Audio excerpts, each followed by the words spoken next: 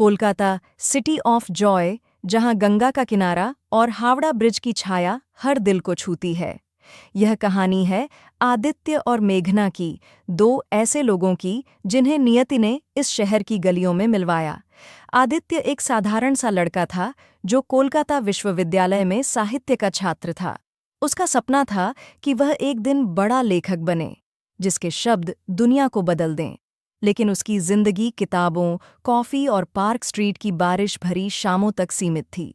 दूसरी ओर मेघना एक जोशीली फोटोग्राफर थी जो अपने कैमरे के लेंस से कोलकाता की आत्मा को कैद करना चाहती थी।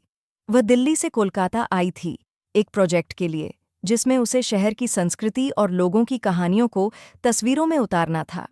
उनकी पहली मुलाकात विक्टोरिया मेमोरियल के पास हुई। बारिश की हल्की फुहारें पड़ रही थीं और आदित्य अपने नोट्स के साथ एक बेंच पर बैठा कुछ लिख रहा था। मेघना उसी वक्त वहां तस्वीरें ले रही थी।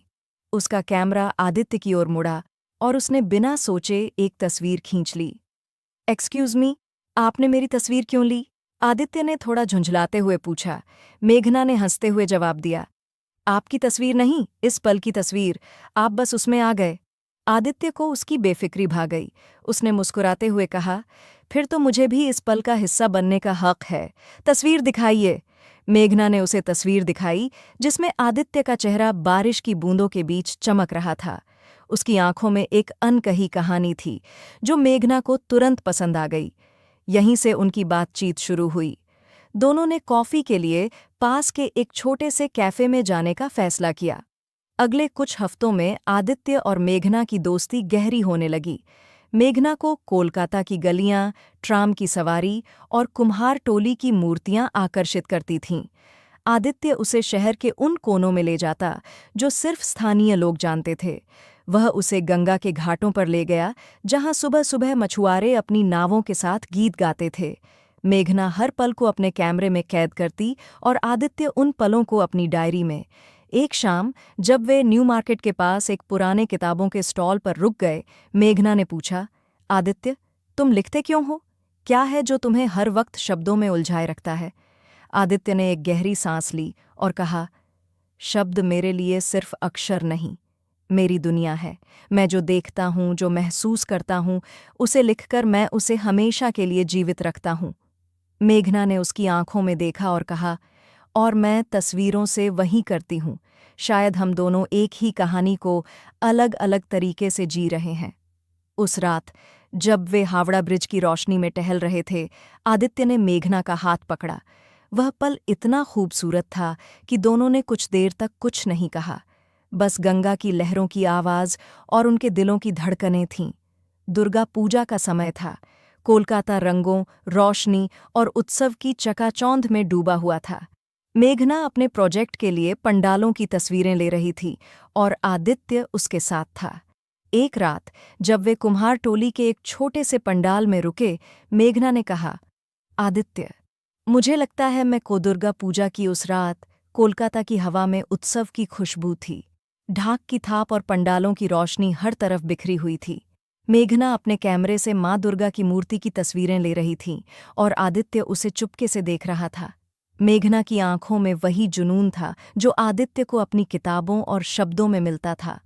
पंडाल के बाहर जब भीड़ थोड़ी कम हुई, मेघना ने आदित्य की ओर देखा और कहा, आदित्य, मुझे लगता है मैं कोलकाता से प्यार कर बैठी हूँ।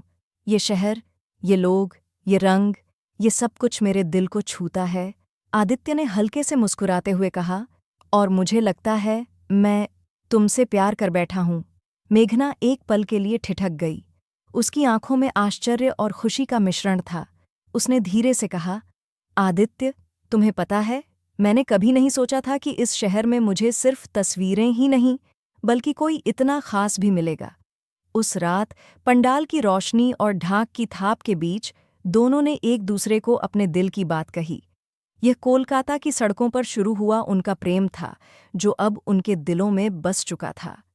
लेकिन हर प्रेम कहानी की तरह उनकी राह आसान नहीं थी। मेघना का प्रोजेक्ट कुछ हफ्तों में खत्म होने वाला था और उसे दिल्ली लौटना था। दूसरी ओर आदित्य का सपना कोलकाता में ही था, जहां वह अपनी किताब पूरी करना चाहता था। मेघना के परिवार को उसकी फोटोग्राफी का जुनून पसंद नहीं था। वे चाहते थे कि वह एक स्थिर करियर चुने। आदित्य के परिवार की भी अपनी मजबूरियां थीं। वह अपने पिता की छोटी सी किताबों की दुकान को संभालने की जिम्मेदारी से बंधा हुआ था। एक दिन जब वे गंगा के किनारे बैठे थे, मेघना ने उदास स्वर में कहा, आदित्य, मुझे नहीं पता कि हमारा भविष्य क्या होगा। मैं दिल्ली जाऊंगी और तुम यहाँ रहोगे। क्या हमारा प्यार इतनी दूरी को सह पाएगा? आदित्य ने उसका हाथ थामा और कहा, मेघना, प्यार दूरी से नहीं डरता। ये कोलकाता की गलियां, गंगा का किनारा और हमारी यादें हमें हमेशा जोड़े रखेंगी। मैं तुम्हारे लिए लिखूंगा और तुम मेरे लिए तस्वीरें खींचना। मेघना ने फैसला किया कि वह अपने प्रोजेक्ट को कोलकाता में ही बढ़ाएगी। उसने अपने बॉस को मनाया कि वह कोलकाता की संस्कृति पर एक और किताब के लिए काम करे।